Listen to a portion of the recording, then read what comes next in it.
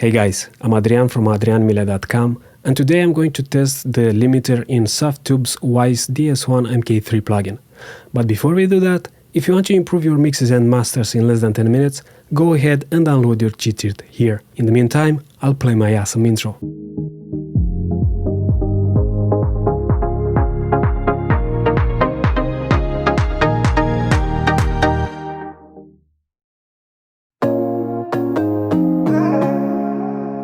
Weiss DS1-MK3 plugin is a digital de-esser, compressor and limiter created by Softube and based on a real hardware from Weiss with the same name. In terms of controls, on the right we have the compressor controls. Then here, depending on the gain option selected, we can see the input, limiter or the output gain levels. You can control the gain levels with this knob here. Next we have the limiter gain reduction meter. Then here on the top you can see the filters and their bandwidth, depending on the filters and frequency you select. Here you can set the compressor attack, release and other settings. You have the option, you can do it here or using the knobs on the right. Next we have the compressor gain reduction meter. Again, here's where you'll see how much limiting you're applying, while here you'll see how much compression you're applying to your material.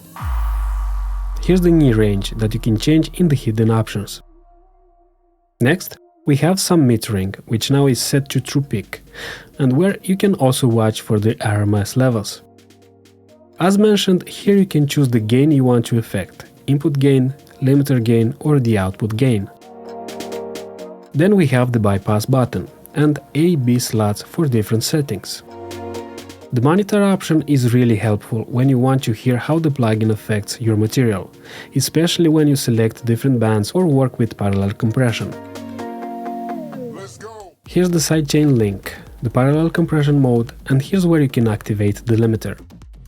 By default you can compress and limit both left and right channels, but you can use the mid-side option in case you want more control.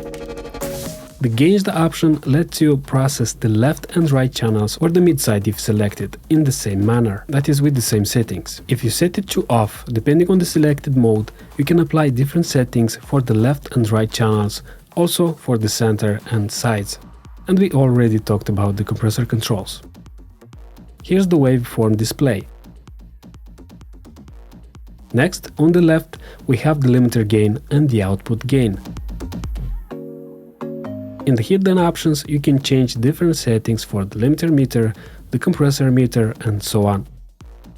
Now, let's test the limiter in the DS1-MK3. For this test, I'm using a mix produced and mixed by my brother Vlad. And by the way, I used the same mix for testing the Weiss MM1 and Weiss compressor limiter, both plugins from Softube, based on this DS1 plugin. If you're interested in finding how they sound, you can watch the videos on my channel. In this video I will test only the limiter in the DS1 against the BrickWall 2 from TC Electronic. The output gain on the DS1 is set to -1 dB. On the BrickWall 2 I set a threshold of -1 dBFS. I also matched the two versions in terms of loudness as much as possible, and I committed the DS1 track inside Pro Tools, so that I'd match the position between the two versions. And I also selected the Type 2 limiter, which according to the manual it is recommended for taking care of true peaks. Now let's listen.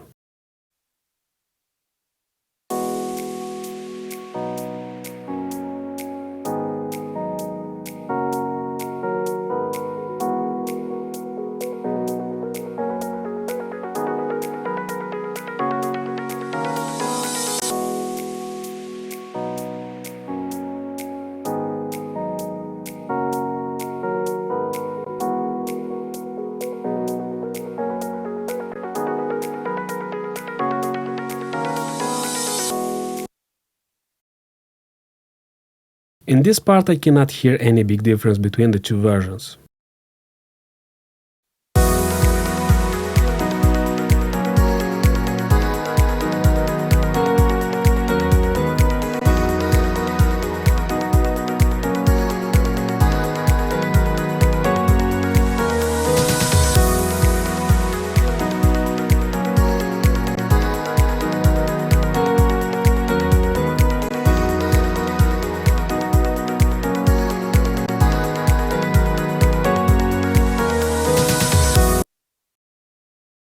here's where I start noticing a difference. The DS1 limiter tightens the stereo image of the mix, while the BrickWall 2 keeps it wide.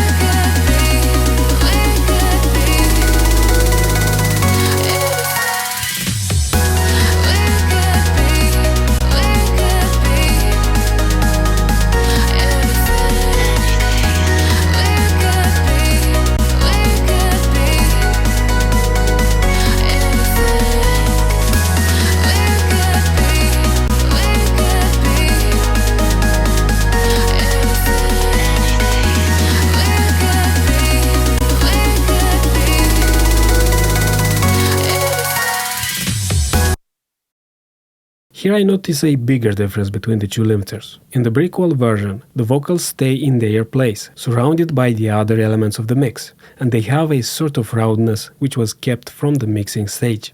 On the other hand, the DS1 limiter brings the vocals in the front of the mix, but also the other elements while tightening the stereo image. Also, the top end is cleaner in the case of the BrickWall 2 limiter.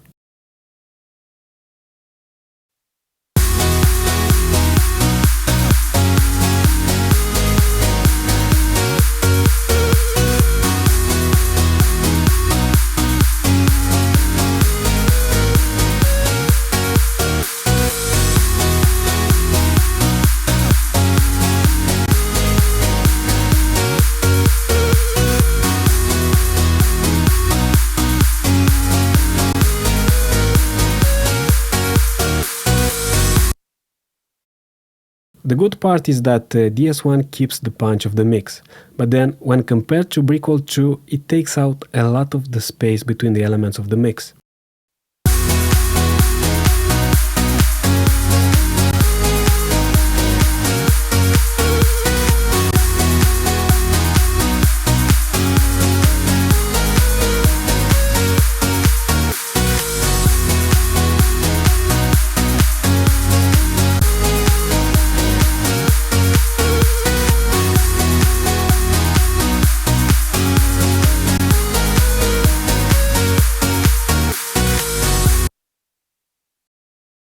The mix has more freedom in the BrickWall 2 limiter version, and the top end is cleaner.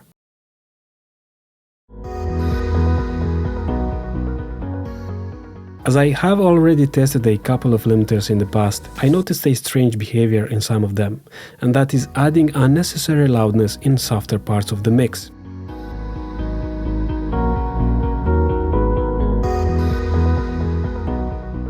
The DS1 limiter doesn't add exaggerated loudness in softer mix parts.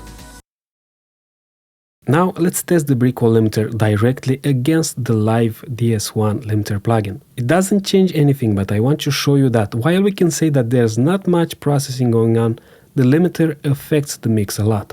Let's listen and focus a bit on the vocals and how they sit in the mix.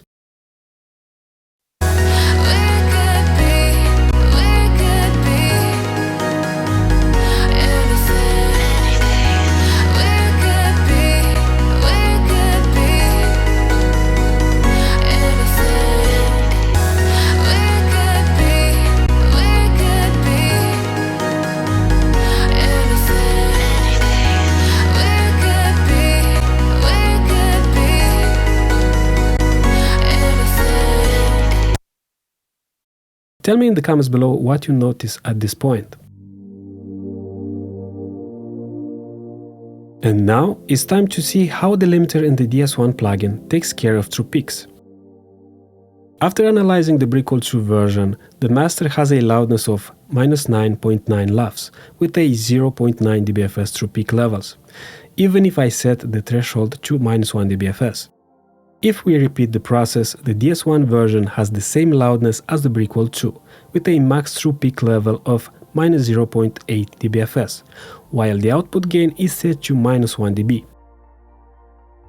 But if I take a look on the DS1 peak meter, which is set to true peak, we see levels of -1.2 dBs, while on the loudness radar we reach -0.8 dBs.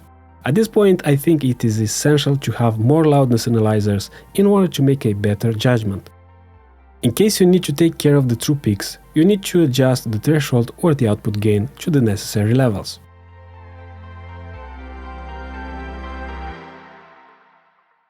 In this video, I tested the limiter in the Weiss DS1 plugin from Softube.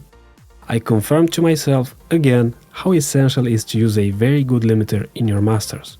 I hope you got the idea of how important it is to do your tests and avoid following blindly audio gurus. But audio mastering is more than using the right limiters and taking care of true peaks. This is why I created my Pro Audio Mastering program, a step-by-step course where I teach you everything you need to know about audio mastering. If you want to demystify audio mastering for good and transform your mixes into professional sounding masters, enroll today and I'll see you on the other side. In conclusion, I really like the DS1-MK3 plugin interface and how the controls are arranged. It takes a bit of time for adjusting, but overall I like the interface. In terms of the sound, I don't like that the limiter is affecting the mix not in a transparent way. And to be clear, even the BrickWall 2 adds distortion when the material reaches the set threshold levels. I mean, it's not a crystal clear limiter at high loudness levels, but it keeps the mix signature at healthy loudness levels. The limiter in DS1-MK3 plugin is supposed to be a transparent one, but in my opinion and from my tests, it is not. From this test I noticed almost everything is brought in the front of the mix, there's loss of space between the elements of the mix and loss of the top end sheen. So I guess I'll continue my quest of finding the best limiter that exists on the audio market. What about you? Do you use DS1 in your work? Share your opinion in the comments below. Subscribe, and until next time, stay cool and make great music.